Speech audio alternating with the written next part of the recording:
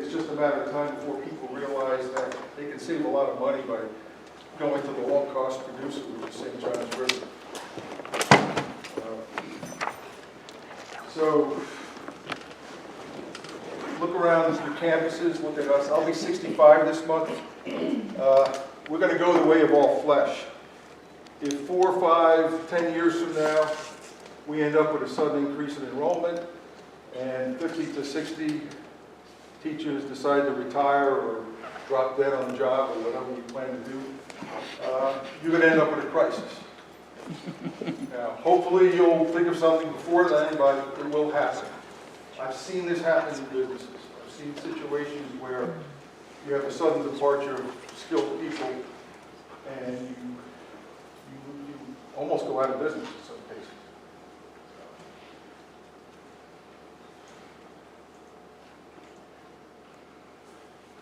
I've done my research. We can look at this in detail together if you want. I looked at the Bureau of Labor Statistics as well as some other sites. We're not even close right now. And how do I know that? Well, why are we here? Okay. We're in the bottom 10th. You want to be the best college? You have to pay above median wages. Okay, next.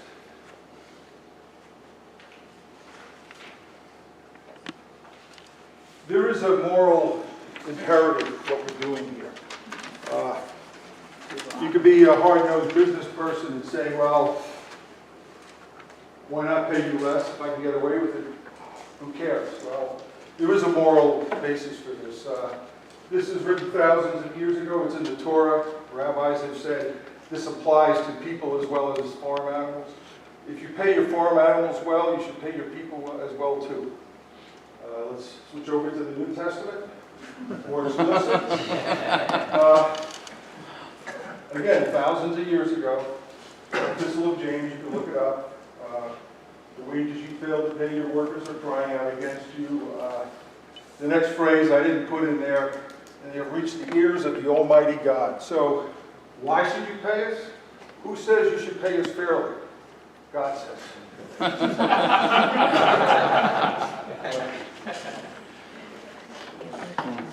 Clay, you got anything?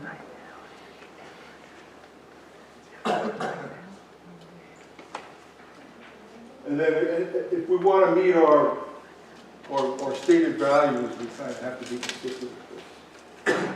Thank you, Jim. All right. Yeah, that's a fantastic team. Apparently God has been on our didn't know that. Okay, so to cut to the chase, we have a collective bargaining agreement we want to walk you through. And I haven't always negotiated this way. I've been in this business 18 years. And sometimes we just do a couple easy peasy articles to get started, maybe something about recognition or preamble. But we decided to put it all out there and say what we want. We did all the work up front. That's probably why it took a little longer than you thought it would take, and that's because we took this work very seriously. And we went ahead and got what we think is a very good first contract all together all at once. We have seen other places take years. I know it was brought up during the drive that Seminole State College took 5 years to get their first contract. We don't want to do that. There's no reason to do that. A lot of this is existing policy. There are some improvements. There are some changes that we're recommending. But we didn't see any reason not to just be transparent and upfront with what we're looking for. So what we're going to do is walk you through this. I have a couple extra for a good crew, if anybody. Come right up! Give one to the reporter. Oh. All right. So, yeah. Sure. You got it? Oh, thank you.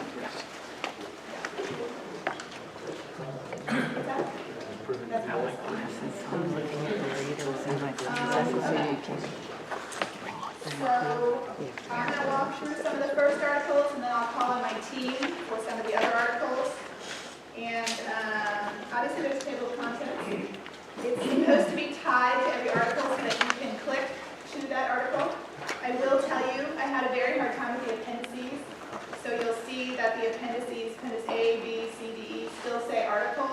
numbering. I'm sure we could fix that, but it was driving me nuts, so I just had to go with it. The appendices are supposed to just be forms and documents, but we went ahead and included some in there. So the first article is called recognition. I'm not going to read word for word, but it basically recognizes our collective bargaining rights under Florida law. So that's a pretty standard article. The second article is definitions, and this I put right at the front, add to and review as you go. So whenever you have a definitions article, you kind of, as words come up, as terms come up, we will work on this together. So this is just a starting point. There are some things I even wrote discuss.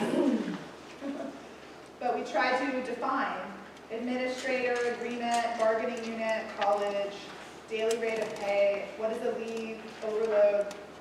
So anyway, the idea of this collective bargaining agreement is not for attorneys, it's not even for union thugs like me, it's for ordinary faculty to understand and use. Stipulated. Agree?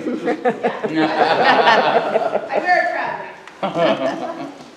My brass knuckles are in the back. So anyway, we Careful, I'm from Miami. don't sound like you're from Miami. Been there a long time. Okay. So anyway, the point of definitions is so that we're all talking from the same standard. An arbitrator will use a dictionary if you don't define something, but why not be clear from the start? So as faculty review this, and we will send this out and make this available to everyone, you should say, well, this isn't defined, or I don't know this, because it's really supposed to be usable. It's not supposed to be full of legal jargon that, you know, makes you cross your eyes.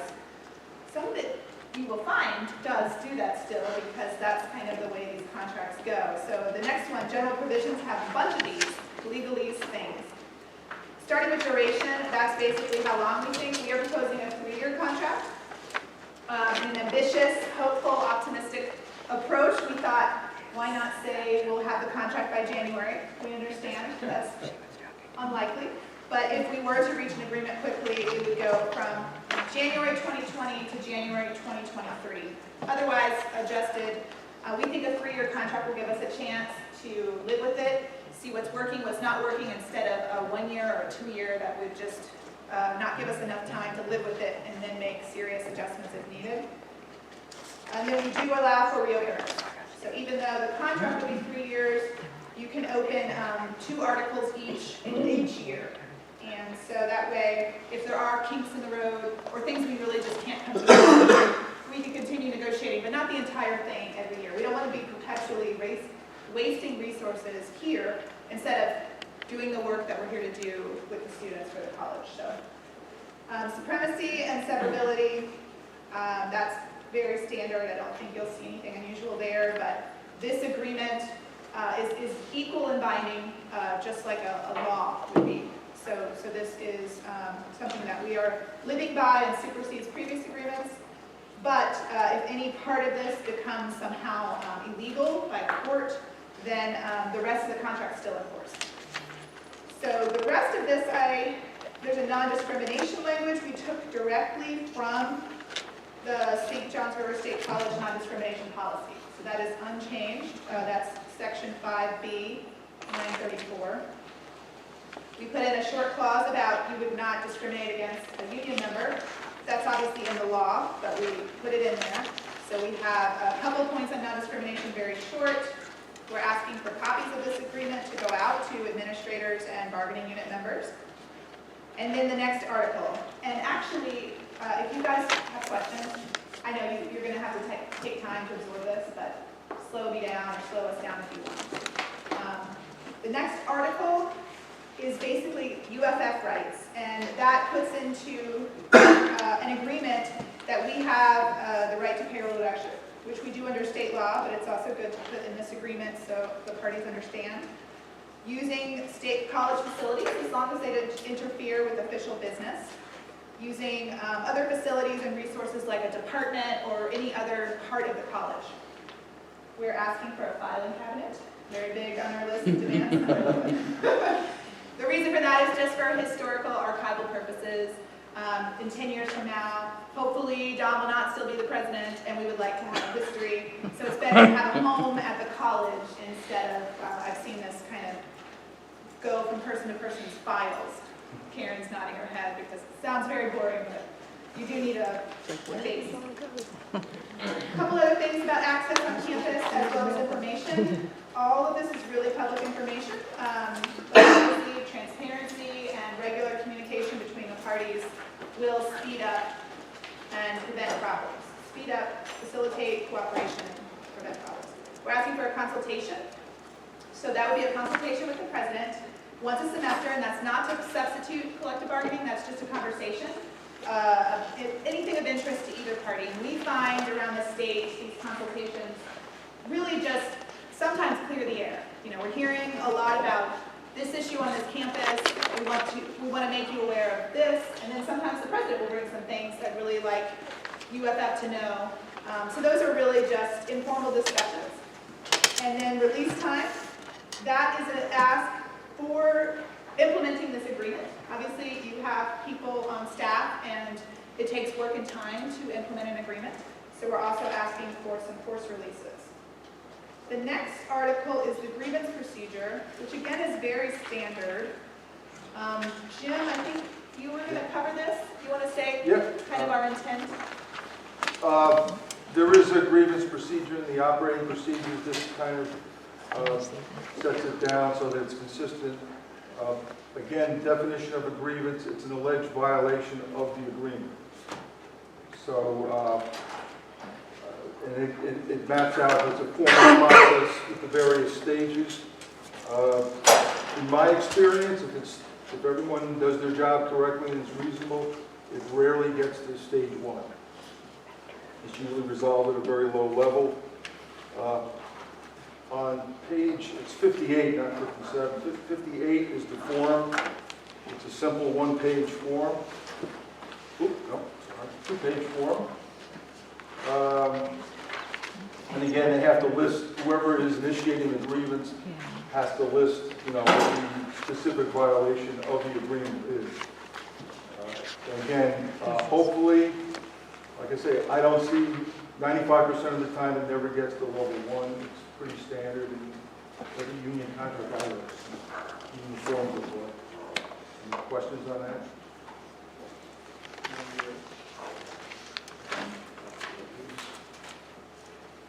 Page 14, discipline.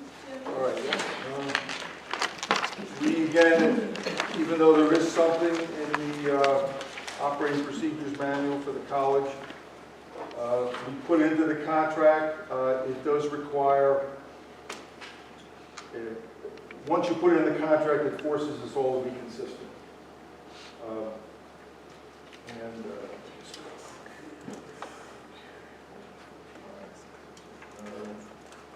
Back tabs.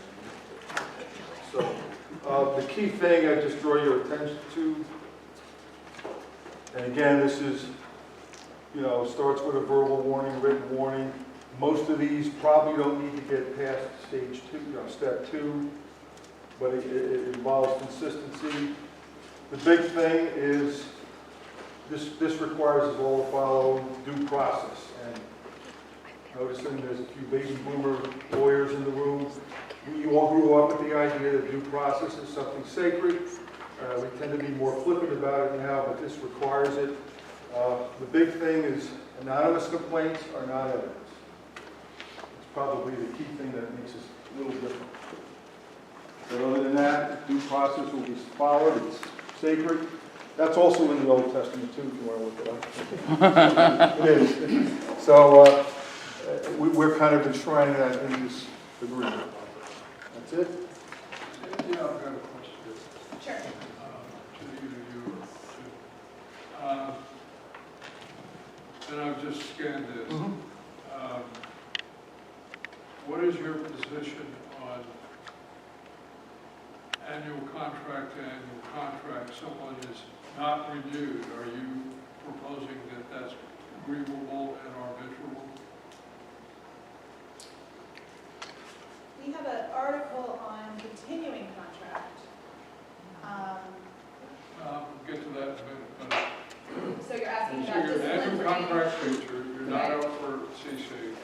It's not in this. Are you saying that you can grieve that? Because I can, just being honest with you, our position under state law is you have no right at all continued expectation of employment. So we would not be in favor of that. But I'm not getting into that right now. I just want you to, I didn't see it addressed in here. We'll look into that, but our intention is not further than state law. So during their contract, they would have just cause due process. Okay. What about the board deciding not to award continuing contract? That's in a different article.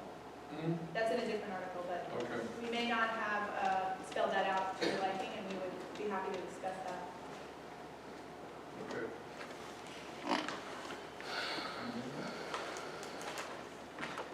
We got one more, Jim, and then you're Oh, on to the... reduction in force, okay. Again, this rarely comes up, but when it does come up, we have it